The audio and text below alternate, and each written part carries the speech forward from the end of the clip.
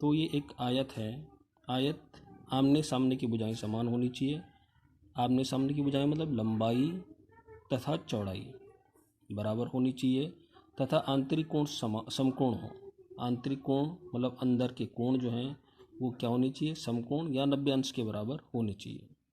ये चित्र में दिखा रखा है। चित्र में PART पार्ट एक आयत है, क्योंकि PA भुजा PA बराबर भुजा TR यानी लंबाई बराबर है आपस में, तथा TP TP बराबर RA यानी इस वर्ग की चौड़ाई भी आपस में बराबर है।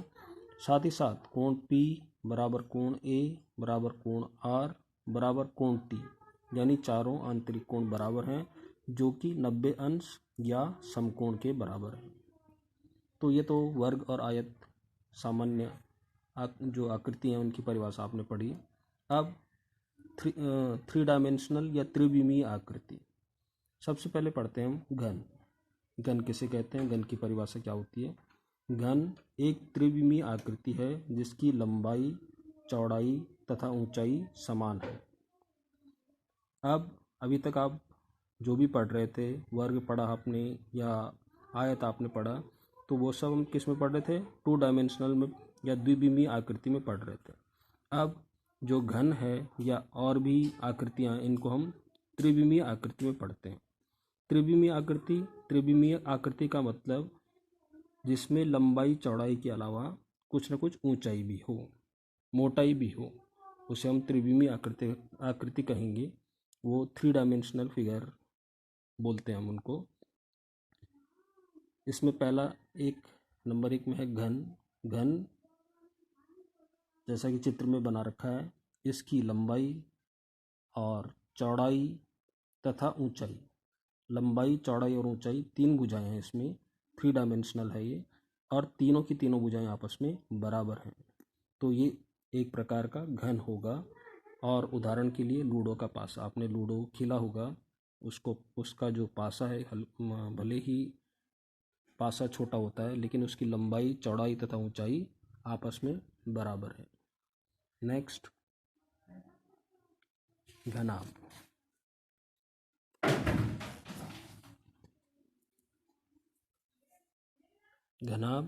घनाभ की परिभाषा के अनुसार एक त्रिविमीय आकृति, त्रिविमीय मतलब 3 डायमेंशनल फिगर, जिसकी लंबाई चौड़ाई तथा ऊंचाई समान नहीं है, यानी लंबाई चौड़ाई और ऊंचाई में से कोई न कोई फिगर, कोई न कोई आकृति, कोई न कोई विमा बराबर नहीं होती। या तो लंबाई चौड़ाई बराबर होगी लेकिन ऊंचाई बराबर नहीं होगी, लंबाई ऊंचाई बराबर होगी लेकिन चौड़ाई बराबर नहीं होगी।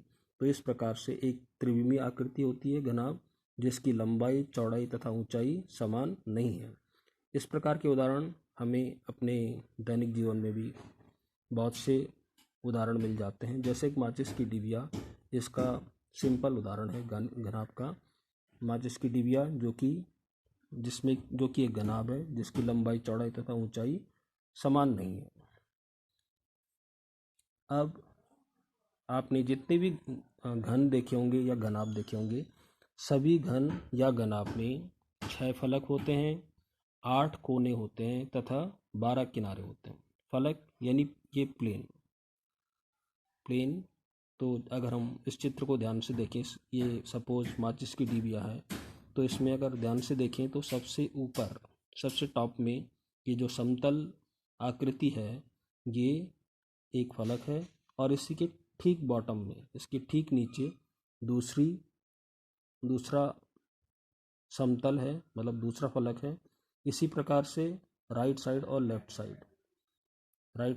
साइड देखें तो ये 2 फलक यहाँ भी होते हैं, और आगे तथा पीछे, आगे मतलब हमारे सामने, और पीछे यानी हमारे बैक साइड में, इनको भी अगर आप ध्यान से देखते हैं तो ये कुल मिलाकर कितने फलक बन जाते हैं, 6 फलक बन जाते हैं।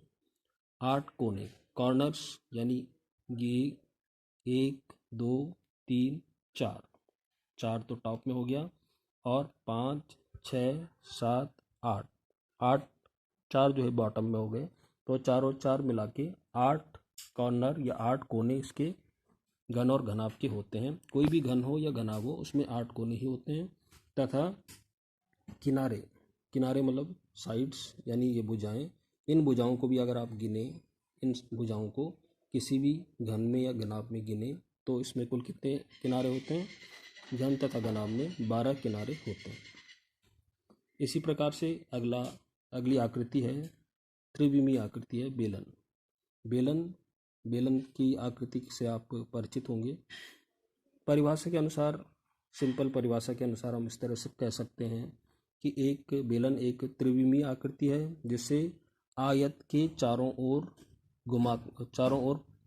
घुमाकर बनाया जाता है। अब इसमें देखो, हमारे पास एक आयत है, आयत 2 डायमेंशनल है। आयत को अगर खड़ा करते हैं हम और आयत की लंबाई मतलब ये भुजा, आयत की लंबाई को स्थिर रखते हुए हम इसे चारों तरफ घुमाते हैं। हम आयत को चारों तरफ, आयत के परितः घुमाते हैं या आयत के चारों तरफ घुमाते हैं तो हमारे पास एक बेलन का निर्माण होता है। और क्योंकि ये ऊंचाई भी है इसमें, तो ये कैसा है? 3 डायमेंशनल फिगर या त्रिविमीय आकृति है। तो एक बार फिर से सुन लीजिए, बेलन एक त्रिविमीय आकृति है जिसे आयत के चारों ओर घुमाकर बनाया जाता है। और बेलन के उदाहरण आपको दैनिक जीवन में बहुत सारे उदाहरण मिल जाएंगे। जैसे सबसे बढ़िया उदाहरण है गैस का सिलेंडर। ये भी एक बेलनाकार उदाहरण है, बेलन का उदाहरण है। इसके अलावा हमारे किचन में बहुत सारे डिब्बे जो होते हैं वो भी बेलन के उदाहरण। नेक्स्ट है शंकु। शंकु की परिभाषा के अनुसार शंकु एक त्रिविमीय आकृति है। अब इसमें भी उसी तरह से जैसे हमने आयत को घुमाया था बेलन में, तो शंकु के केस में हम क्या करेंगे? समकोण त्रिभुज को घुमाएंगे। यानी शंकु एक त्रिविमीय आकृति है जिसको समकोण त्रिभुज के चारों ओर घुमाकर बनाया जाता है। यानी हमने समकोण त्रिभुज को स्थिर रखा, जिसमें समकोण त्रिभुज में लंब को स्थिर रखते हुए घन में ये आधार हो गया, समकोण त्रिभुज में ये आधार हो गया, ये भुजा लंब हो गई। अब लंब को हम स्थिर रखते हैं और समकोण त्रिभुज को चारों ओर घुमाते हैं। ठीक है ना? तो समकोण त्रिभुज को चारों ओर घुमाने पे जो आकृति बनती है उसको कहते हैं शंकु। तो ये शंकु का उदाहरण है। उदाहरण के लिए जोकर की टोपी, या जैसे बर्थडे में आप लोग लाते होंगे तो वो टोपी इसकी शंकु का एक उदाहरण है। तो आपको ये सब याद रखने होंगे। Thank you.